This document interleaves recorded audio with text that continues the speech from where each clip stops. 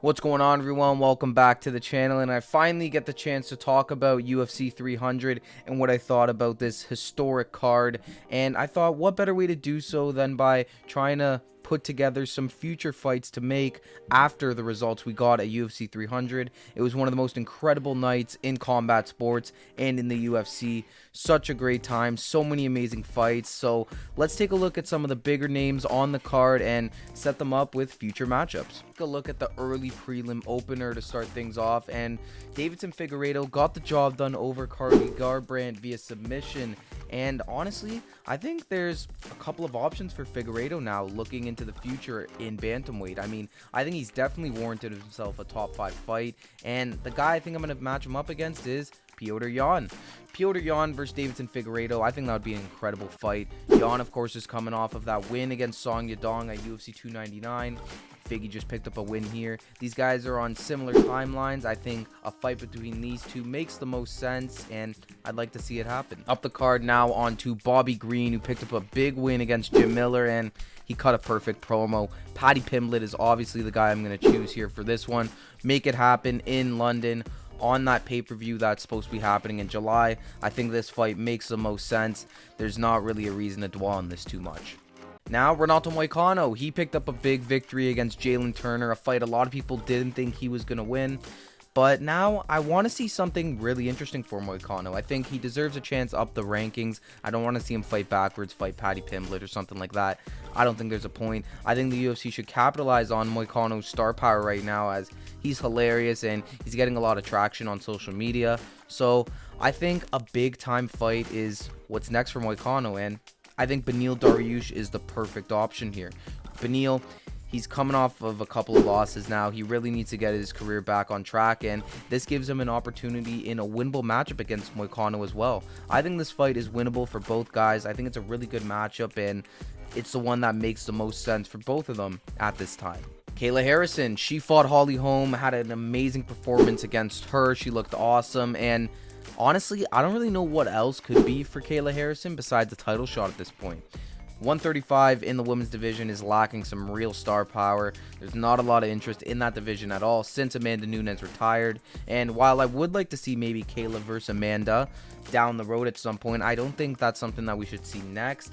I think that Kayla deserves a crack at the belt. I mean, no one else really has warranted themselves a title shot in that division. We could say Juliana Pena, but that girl does not fight at all, so I don't really know if we should count her, and I don't really think we should take her into consideration as much. I think Kayla Harrison deserves a title shot. Give her Raquel Pennington. Let's see what she can do. Let's see if she can become a UFC champion. And then I think you can make a fight with Juliana Pena or Amanda Nunes, and it'll make more sense and it'll be a lot bigger.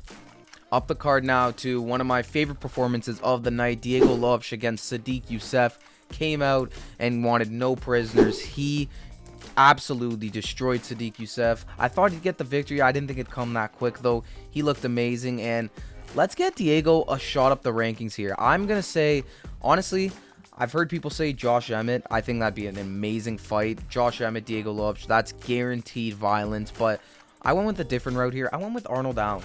Arnold Allen came off that really close loss to Movsar Evloev, and I think he's at a weird spot in his career right now. He has lost to some of the guys above him. He's beaten a lot of the guys below him, but Diego Lopes is one of those guys that seems to be really good and unfairly ranked at this time. I think he could be way higher in the featherweight division. So let's give him his opportunity against Arnold Allen. That's a certified banger. I promise you that. You could put that on any pay-per-view and people would tune in for sure. Let's get that one done. Let's give Lopes his chance up the rankings and see what he can do. Then, of course, there was Aljamain Sterling with the most boring performance of the night, but he needed to do what he needed to do in order to get the job done. And in featherweight, there's a ton of interesting matchups for Aljo. There is a lot of strikers in this division, so he may not love that, but there is one really intriguing matchup here that I think stands out from the rest, and that's Brian Ortega. Brian Ortega versus Aljamain Sterling. This is the fight to make, in my opinion. I don't think Ortega's getting the title shot against Ilia Topuria. I think there's other options the UFC would prefer to go with. So give him Aljamain Sterling. This will be a grappler versus grappler matchup. You have Ortega's incredible jiu-jitsu versus Aljamain's hugging. And we're going to see what happens. It'll be a great grappling match. You could throw this on a pay-per-view as well. People would get interested, and I think it's just the fight that makes the most sense right now. Now, moving on to our featured prelim spot, we had, of course, Yuri Prochazka take on Alexander Rakic, where Yuri Prochazka came away victorious. I thought Yuri was losing the first round. I thought Rakic was piecing him apart, really bugging him with those leg kicks, but ultimately, Yuri turned it around in the second round, put the pressure on Rakic, and got the job done. So now, I think there's only really one fight that makes sense for Yuri, and it's another guy that fought on this card, Jamal Hill. Jamal Hill, Yuri Prochazka. This is a #1 contenders fight. Whoever wins this gets a chance at Alex Pereira. So I think this is the one that just stands out, really. I don't think Yuri should be fighting down. He just fought for the title. He came back, got an impressive victory and a performance bonus. I'm sure he's loving that. So I think Jamal Hill, it's the fight to make. Just get it done. Both guys want it, which is, of course, Alexander Rakic, who I think was unfortunate to come away with the loss here. He was really piecing up Yuri in the first round, but I think he got a little bit too comfortable in the second, and Yuri was able to land some big shots, and Rakic just wasn't able to recover. For Alexander Rakic, though, I think I have a fun one here. I don't know how much sense this will make, but I think it'll be a really fun fight if it were to happen. Alexander Rakic versus Khalil Roundtree. Roundtree, he's been on a tear recently in the division. Hands of friggin' steel. Smashed Anthony Smith. Let's give him a chance up the rankings here and in the top 5 against a really talented striker. I think Rakic's kickboxing versus Roundtree's more traditional boxing style could make for a really, really exciting matchup. And it gives Khalil the opportunity to break into that top 5 and get himself closer to a potential title shot. Then to kick off the main card, we of course had Bo Nickel versus Cody Brundage. This fight should have opened up the early prelims, but anyways, Bo Nickel went in there. He got the job done as everybody thought he would. It wasn't as quick as a lot of people thought, and Brundage actually did reverse him in some wrestling exchanges and things like that. So maybe Bo isn't as invincible as everybody's making him seem, but I mean, he still looks pretty impressive. Second round submission, he got it done, and I'm tired of giving Bo these trash opponents, to be honest. I think this is the time now where Bo should actually get a crack into the top 15. And the opponent I've picked out for him is Anthony Hernandez. Hernandez coming off of that impressive victory against Roman Kopylov. I think a fight against Bo Nickel makes sense.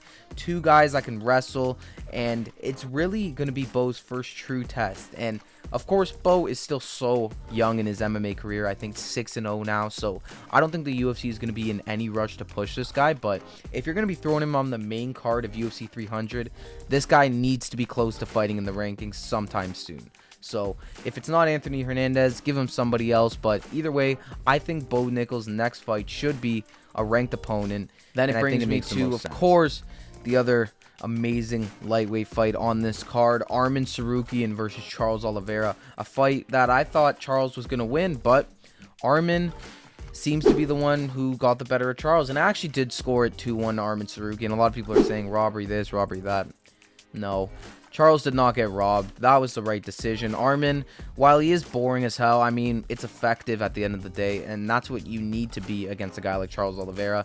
That guillotine, I don't think it was as close as everybody was saying. Yes, it was tight, but I don't know. I don't think that was going to be the way Arman was going to go out. I think that Darce in the third round was actually a lot closer than that guillotine, and I think Charles, if he had maybe 20 more seconds, might have been able to pull it off, but he didn't, and it means that both of these guys need new fights, and they're on completely different trajectories. Of course, the tap-in answer for Arman is the title shot against Islam Makhachev, but Makhachev just got booked up against Dustin Poirier, and we don't know if he's going to win that fight or take a lot of damage in that fight. So Arman, I mean, he could sit on the sideline and wait for a title shot, which is probably what I'm going to pick him to do, to be honest, just because I don't see any other potential matchups for him right now in lightweight. So he's probably just going to have to sit on the sidelines here and wait it out, maybe till Abu Dhabi. Maybe if Islam can dismantle Poirier quickly, he can have a quick turnaround fight on that October Abu Dhabi card, and against Arman Tsarukyan, I think that's a perfect matchup for that card. So yeah, if I'm Arman, I'm waiting.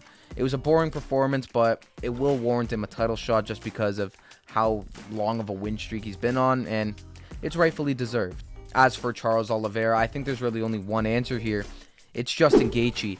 Justin Gaethje, Charles Oliveira, both of these guys lost on this card, and they're both in a tough position in their careers. It's kind of do or die for both of them now, I'd say, at the lightweight division, and this could be a do or die type of matchup. The loser probably not coming close to that title ever again. The winner could find themselves in a #1 contenders match. So I think it's a great high stakes fight. Yes, Charles of course destroyed Justin last time they fought, but it's a fight. Things can change. Things are different now. And if Charles is still at the level that I think he still is at, I think he'll get through Justin pretty comfortably. I think Charles is still in a great spot, to be honest with you. He's a massive star. Potentially could chase that Conor McGregor fight down the road. And I don't think he looked horrible against Arman Tsarukyan. And I think Arman was just slightly better, and it got him the victory, and it showed on the scorecard. So Charles Oliveira, Justin Gaethje, great fight. Violence guaranteed. Easily a pay-per-view fight, and I'm in love with this fight. Let's do it again. Why not? That brings me, of course, to the star of the night, the BMF champion, the legend that is Max Holloway. I mean, the last 10 seconds of that fight, I don't think I'll ever experience a moment like that in MMA again. It was nuts, man. Like, just after winning 5 rounds to none, pretty much, at worst 4-1, he says, you know what, let's go to the center of the octagon for the last 10 seconds and throw it all out on the line. He did not have to do that, but he did it, and then he ended it in an impressive fashion with a crazy knockout that left me speechless and left everybody speechless. It was incredible. Max Holloway is an absolute G, and he deserves to do whatever the hell he wants. Give him whatever he wants. If it's Ilia Topuria, give him Topuria. If it's a potential Conor McGregor fight, give him McGregor. Give Max whoever he wants. He's earned it. What I want for him, though, is honestly, if Conor McGregor can get through Michael Chandler in July or June, I think that Max Holloway versus Conor McGregor for the BMF belt would be an incredible fight. The reason I don't jump on the Ilia Topuria fight right away is because I think Topuria still has some business with Volkanovski. I think Volk will get an immediate rematch there, and it doesn't seem like Topuria wants to be a super active champion. Also, I don't know if Max beats Topuria. Yeah, he looked amazing in that fight against Justin Gaethje, but Gaethje and Topuria are two different fighters completely, and if Topuria is not finding his way on the feet, he will not hesitate to bring Max to the ground. So I think Max should avoid that fight for a little bit, maybe do it after the Volkanovski fight, and chase a big money fight in the Conor McGregor fight. He's earned it, and it's a fight that I think all the fans would be behind. On to the co-main event, and it's Zhang Weili versus Yan Xiaonan. What a fight. What an incredible fight. Zhang Weili showed that she's still probably the best female on the planet, pound for pound. Honestly, she's incredible. What an incredible fighter. And for her next fight, I don't know, probably Tatiana Suarez. I mean, there really isn't anybody else. I don't think anybody is really going to challenge Zhang Weili right now. Even Tatiana. Yes, Tatiana's wrestling. It's amazing, but Zhang Weili is just a complete package right now. She is in her prime, and she is striving. I will tip her to beat any female in the UFC right now. But yeah, Tatiana Suarez, it seems like the logical answer right now. So let's get it done. And of course, last but not least, it leaves me with the main event, Alex Pereira versus Jamal Hill. What a fight, what a moment. And I think, as I said before, Jamal Hill, he should fight Yuri Prochazka. It makes the most sense. As for Alex Pereira, I think Magomed Ankalaev, it's the obvious answer. I would have loved to see it at 301 in Brazil. Doesn't look like that's going to happen. Apparently, Alex Pereira has a couple broken toes. So if he didn't break his toes, definitely could have happened. He took no damage in that fight with Jamal. What a beautiful shot, by the way, as well, by Alex Pereira. Pushing Herb Dean to the side and then just knocking out Jamal with the next punch. It's amazing. You can't even make that shit up, man. It was incredible. And yeah, Magomed Ankalaev, it's the obvious answer. I really don't know who's going to beat Alex Pereira at light heavyweight right now, to be honest. But what I do know for sure is that he definitely shouldn't go up to heavyweight. He will not do well there. He's not big enough. Tom Aspinall will destroy him. So as long as Alex stays at light heavyweight, he's going to be a legend.